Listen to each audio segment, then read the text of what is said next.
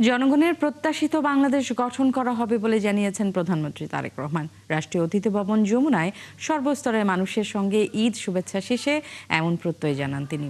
বলেন, এবারের চেয়ে ভবিষ্যতে আরও শান্তিতে ঈদ উদযাপন করা যাবে। এজন্য দেশবাসীর কাছে সহযোগিতা চান প্রধানমন্ত্রী। মোহন ইসলামের প্রতিবেদন। স্বৈরাচারী শাসনের অবসানের পর একটি ভিন্ন আবহে নির্বাচিত সরকারের সময়ে ঈদ উৎসব। দীর্ঘ দেড় যুগ পর দেশের মাটিতে সেই উৎসবে প্রধানমন্ত্রী তারেক রহমান। সকালে নামাজ শেষে রাষ্ট্রীয় অতিথি ভবন যমুনায় ঈদ শুভেচ্ছা বিনিময়ে যোগ দেন প্রধানমন্ত্রী ও তার স্ত্রী ডাক্তার জুবাইদা রহমান। এ সময় সরকারের মন্ত্রী, আমলা, শিক্ষক, সাংবাদিক থেকে শুরু করে কূটনৈতিক ও রাজনৈতিক ব্যক্তিদের সঙ্গে কুশল বিনিময় করেন প্রধানমন্ত্রী। পরে কথা বলেন তিনি।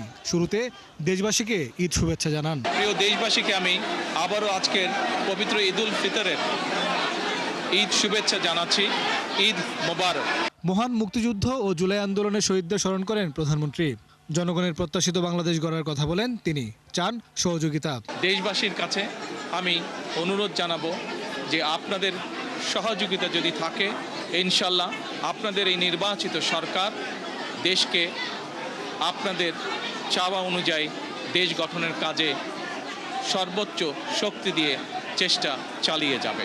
এবারের চেয়ে ভবিষ্যতে আরও শান্তিময় ঈদ উদযাপনের প্রতিশ্রুতি দেন তারেক রহমান।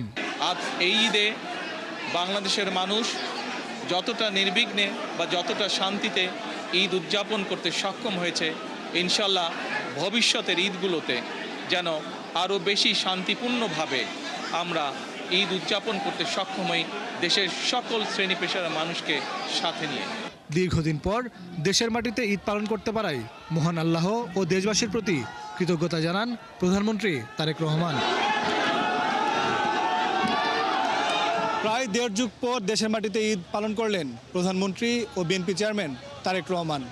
দেশের মানুষকে সাথে নিয়েই উদযাপন করলেন এই ঈদ। আর ফেসিবাদ মুক্ত বাংলাদেশে ঈদ আয়োজন করতে পেরে এবং ঈদ পালন করতে পারে খুশি এই মানুষজন। মোহন ইসলাম, ৭১, ঢাকা।